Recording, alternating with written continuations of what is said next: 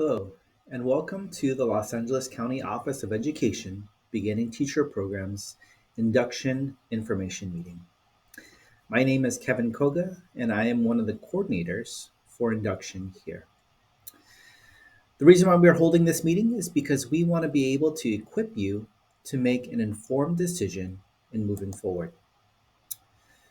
A few of my colleagues that you will meet if you enroll in our program are also here. Nicole Peters, she is our coordinator of induction mentor support, as well as Marissa Capel, who oversees our early completion option, as well as our year two candidates. And then Sarah Medler, who helps to oversee both programs, the intern and induction program as well. Our goal for this meeting is to be able to ask and answer some of these essential questions. Why induction? What is induction? And specifically drilling down to LACOE's program design and structure. Then later on in the meeting, I will walk you through the enrollment process. And if you have any questions, I will also point you in the right direction in terms of how you can receive those answers.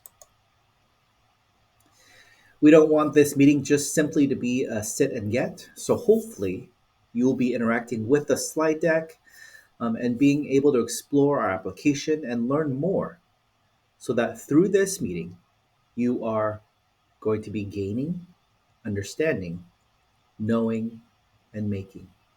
All of these things are going to be helping you to move along in this process.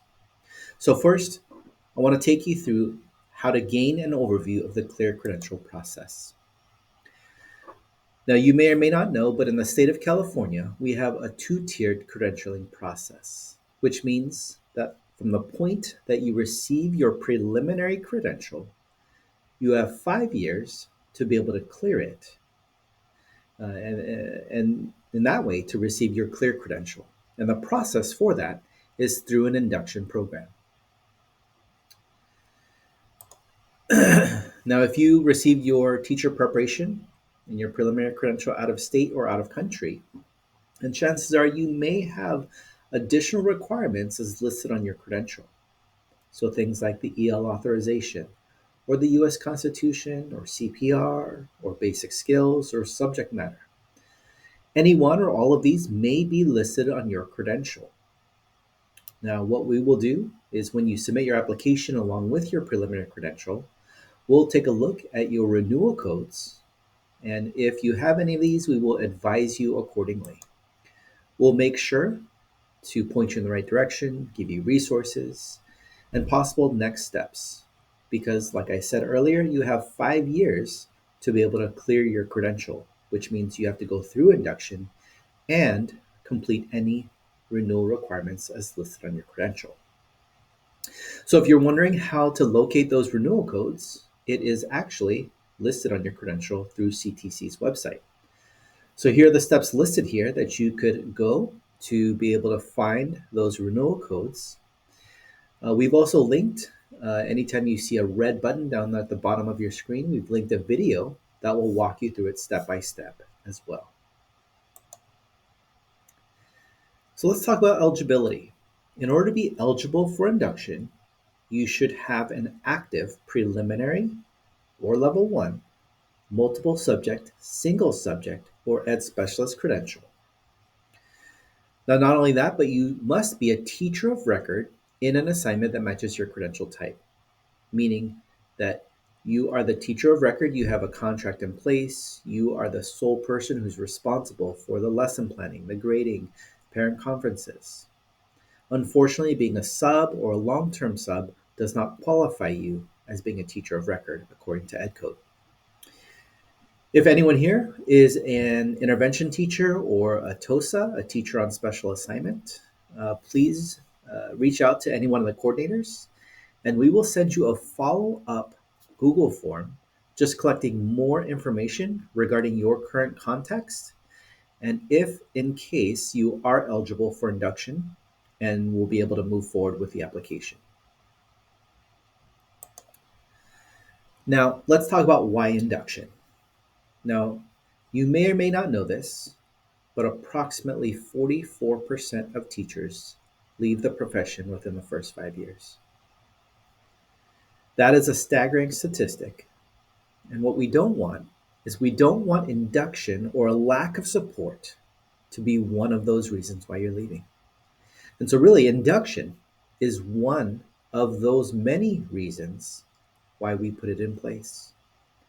Because, as I'm going to share, research has shown that teacher induction promotes retention, strengthens instruction, nurtures self efficacy, and supports your well being. All of these things are going to help you in this transition of taking all of that theory, all of the pedagogy from your teacher preparation programs, and putting it into transfer and application in the context and the safety and support of a trusted mentor. So, throughout this time, we hope that you will benefit from your experience in induction, that it'll be a time to help you transition well, and also for the longevity of your career to continue thriving in this profession. And if that wasn't already enough, I've also pasted here the appendix from the CSTPs. Now, I want you to look at the first sentence here, and I want to remind you, as well as myself, that teachers are the single most important classroom factor in student learning and achievement. That means that the more we invest in building your efficacy and your capacity as an educator, the more it's going to pay off dividends for our students and the classroom achievement results. And so we are so excited and happy to have you along in this journey with us. So we've talked about why induction, but now let's just talk about what is induction, right? It's this two-tier credentialing process in the state of California. It's that formal program for beginning teachers, like I said. But beyond that, it's a phase of teacher development. What this is intended to do is it's intended to help you transition well, not only to your school sites, not only to your grade level teams, not only to your districts and organizations, but even larger. It's intended to help you transition well to build that collaborative and growth mindset that you're going to need to take with you for the rest of your educational journey. So here, this is what I like to call a balcony view. Up at the top of that top circle, the California Standards for the Teaching Profession, the CSTPs, that's the how of our profession. That's what a lot of our evaluation rubrics are built off of. And so throughout your time in induction, you're going to be having a lot of reflective conversations with your mentor and your goals that are centered around the CSTPs, fleshing out the how of our profession. Then that bottom right-hand circle, the content standards, that's the what of our profession. That's what you're teaching day in and day out in your classrooms. And then finally, the induction standards. You don't need to worry about that because what we've done is we've taken the induction standards and embedded them into our program design.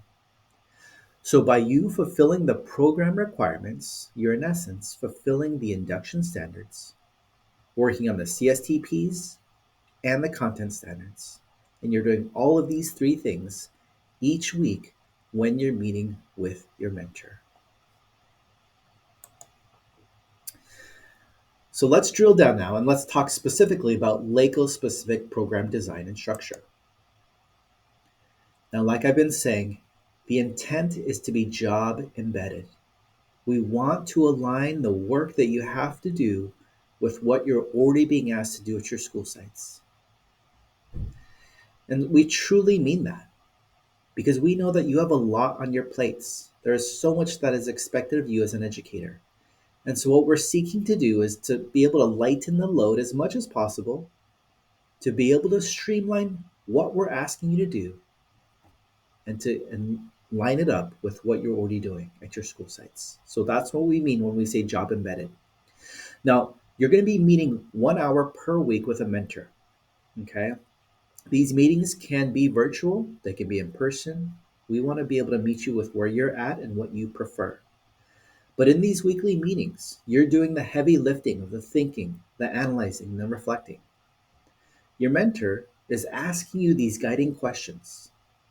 and scripting out what you're saying. So by the time that hourly meeting is finished, you'll have completed what we call a tool, but it's essentially documenting evidence of progress towards your goals and across the CSTPs. Now, let me put you at ease. I know 1 hour per week seems like a lot, but please know that you won't have additional homework assignments. You don't have papers to write. You won't even have a presentation at the end of the year. Predominantly, most of the work that we're being asked to do is going to be embedded in those weekly meetings with your mentor. Now, within those weekly meetings with your mentor, we've also programmatically built in flex time for you. So some weeks you're not necessarily working on these assignments or tools, as we call them. Some weeks your head is focused on parent conferences or an IEP or you name it. Your mentor is going to be there walking with you, supporting you in whatever it is that you need support with. That's what we call flexible and just in time support. So that's embedded into the program. And essentially, what you're going to be doing in these weekly meetings is you're completing these tools, you're submitting them to Canvas, which is our learning management system. And essentially, you're building up this digital portfolio. So by the time the year is done, you have evidence of all of these things that you've been working on that demonstrate your progress towards your goals. You're also going to have times to build this trusted relationship with your mentor and with other teachers to be able to have conversations that are centered on best practices and teaching as it relates to induction. Throughout your time, you're also going to be following this cycle of inquiry.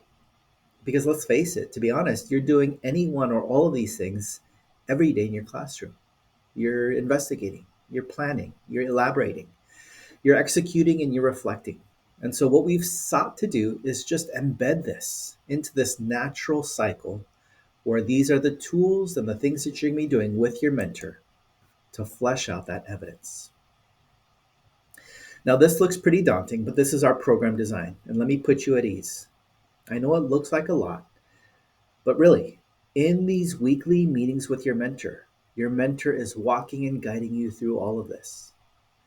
Really, they're the ones that are helping to eliminate the busy work off your plate and guiding you through all of the program because we want to free you up as much as possible to be able to focus on your teaching and learning in your classroom, but to be able to also take time to reflect, to make those refinements, and to continue that trajectory of growth that we're talking about. If anyone is interested in university credits, we offer this at the end of every program year of induction. Some of you come from organizations that have a step and column pay scale where you could get paid more in the longevity of your career. And so if this is something you're interested in, it's completely optional. We'll tell you more about this when you enroll with us and as you complete each program year of induction. Now I want to talk to you about the early completion option. Now, traditionally, induction is a 2-year program.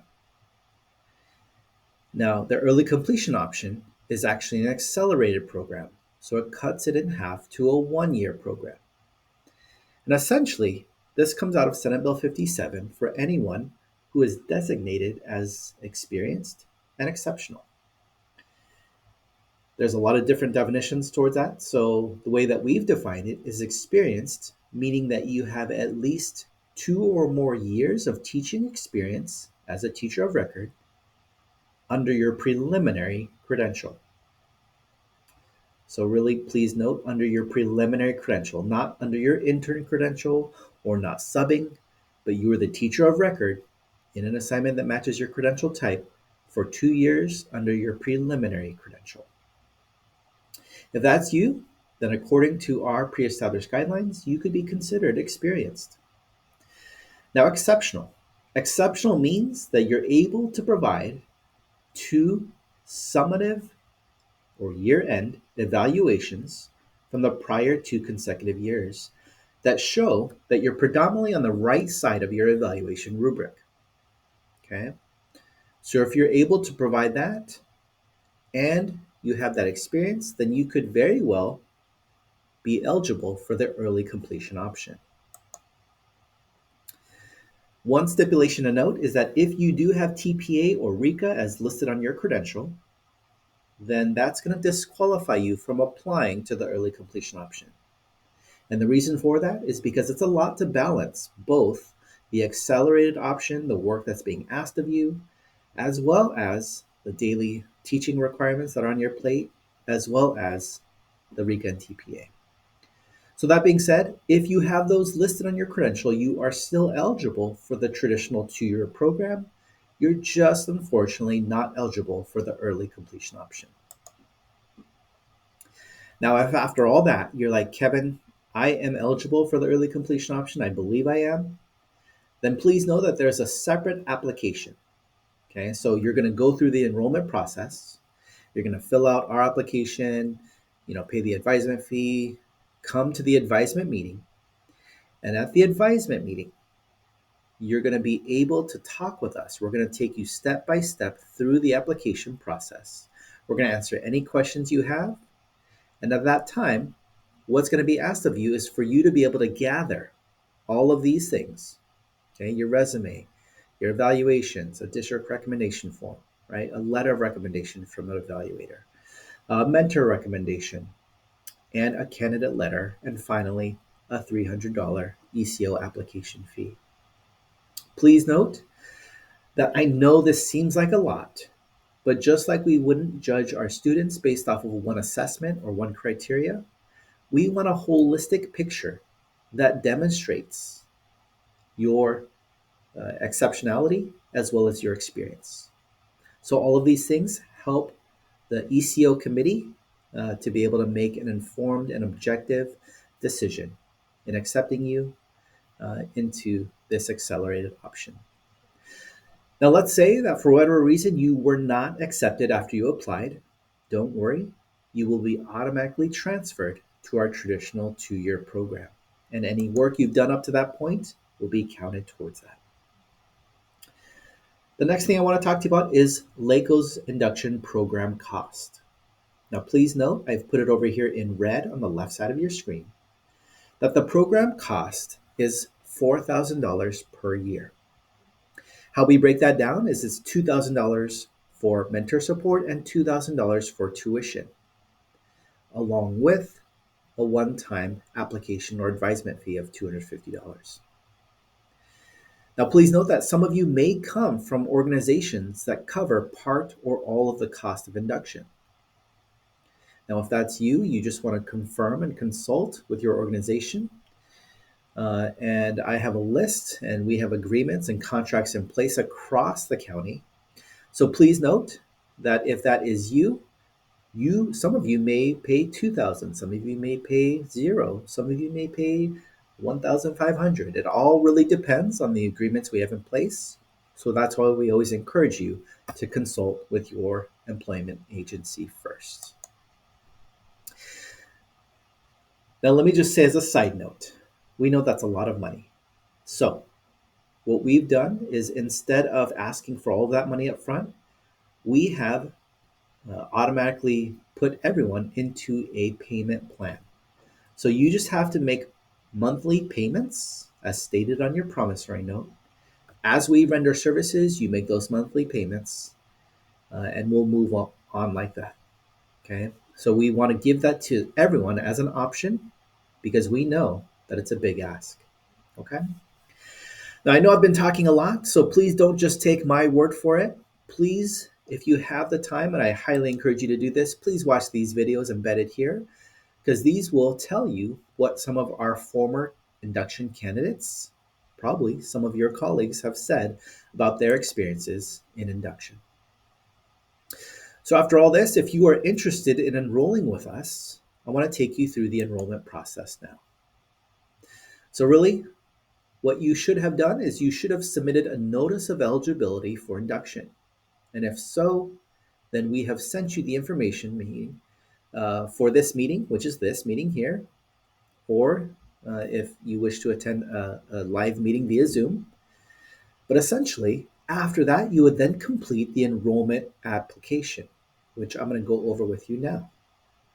After you submit that application, you're going to pay the $250 advisement fee and then come to an advisement meeting, which is the second and final step in our enrollment process. And once your school year starts, your mentor will reach out to you and you can hit the ground running, and they will walk and guide and support you through everything. So let me take you now through the enrollment process. So here, the digital enrollment application looks something like this. It's a Google form. And essentially, we're going to be asking you different questions that are going to kind of walk and guide you through pertinent information that we need for the program, for your enrollment. And some of those questions are questions that the CTC needs as they collect data on teachers coming into the profession. Just a reminder, as you submit your application, there are going to be some attachments that you'll have to just include along with your application. If that's the case and you attach those to your Google Drive from your Google Drive, please make sure that you provide viewing access for us. One of the things that we'll be asking you to attach is an individual development plan. So this could sometimes be known as a bridging document. But essentially, this is a document that shows the progress you've made on the TPEs. And this should have come from your teacher preparation program. Essentially, what it does, the intent is it's intended to bridge the work that you've done in your teacher preparation program to the work that you're going to do in induction. And we hope for a seamless transition to be able to support you in those areas, not only of growth, but to highlight those successes as well. So there are different examples because depending on where you did your teacher preparation, it might look differently.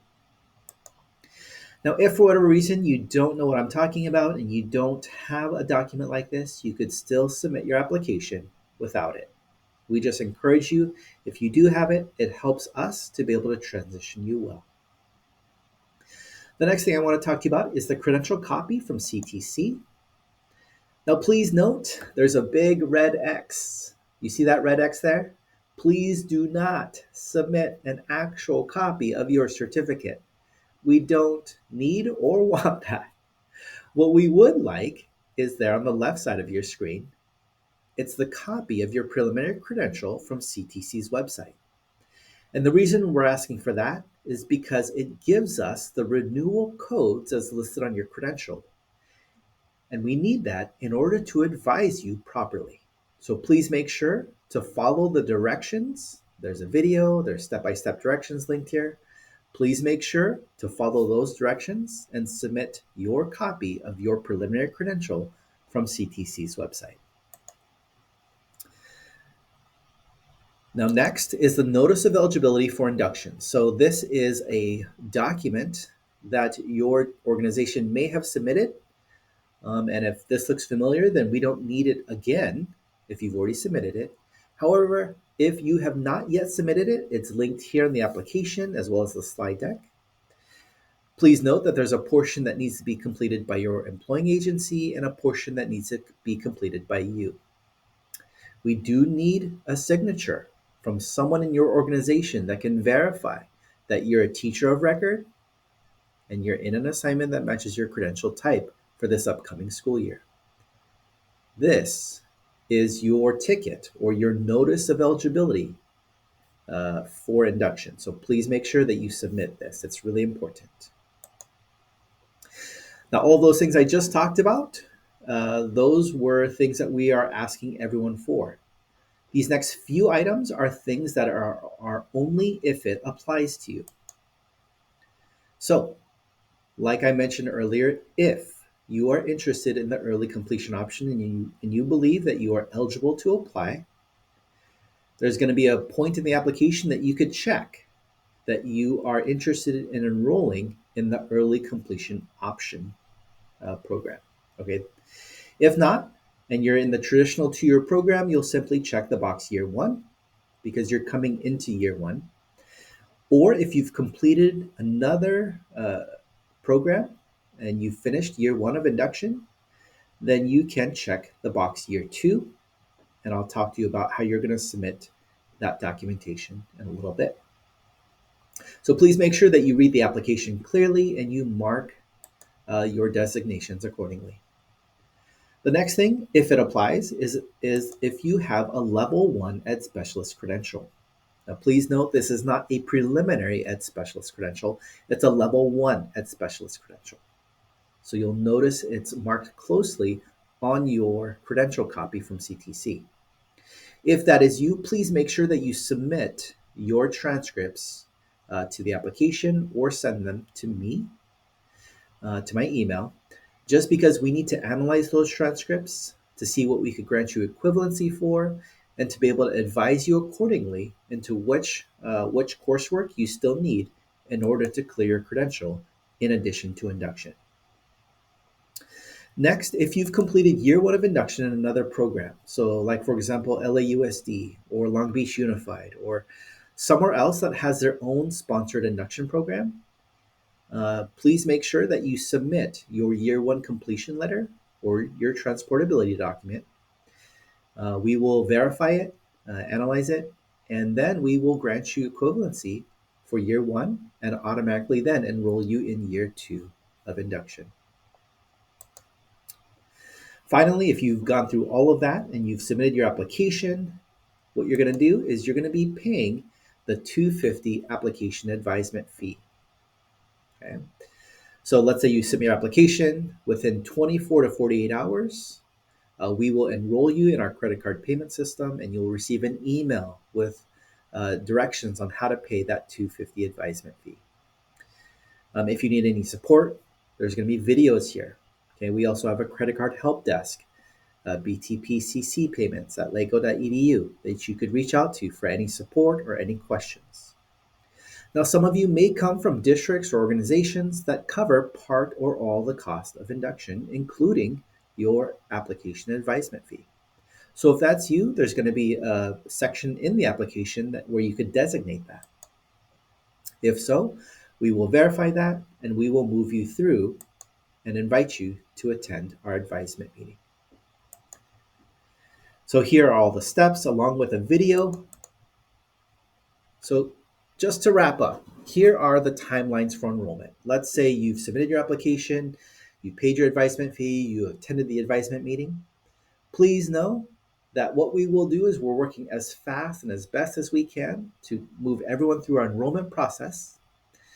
If you're still on the fence and still thinking about it, please know that you have until September 30th. That is our absolute last day for you to decide to enroll with us and join us in this program year of induction or not. We always encourage people, please don't wait. The sooner you enroll, the better. It's to your benefit and to ours. Just because we do reach program capacity at times, and you never know what's going to happen. You have a job in place now, so we always encourage you to enroll. If you have any questions at all, here is our information. There's our email, our phone numbers. We have weekly office hours every Wednesday from 3 to 4, and it's via Zoom. There will be a coordinator there to answer any questions you have. Or if you have specific questions that are specifically for the application or enrollment, you could email us at btpinduction@laco.edu, and we'd be happy to answer your questions there as well. Now, finally, like I said, the last thing that you will need to do, if you have questions, you could email us, you could come to office hours, you could visit our FAQ. But the last thing that I need you to do is to complete the verification and the acknowledgement to the policies and procedures embedded in LACOE's induction information meeting slide deck. That is really important because once you complete that link, then you will receive the link to the actual application. Okay? So please make sure after watching this video, you complete that link and then you'll receive the application and you could move forward from there. Thank you so much for your time. I really appreciate it. I hope that this was worth your while, and I hope that you end up enrolling with us. And I look forward to meeting each and every one of you soon. Bye.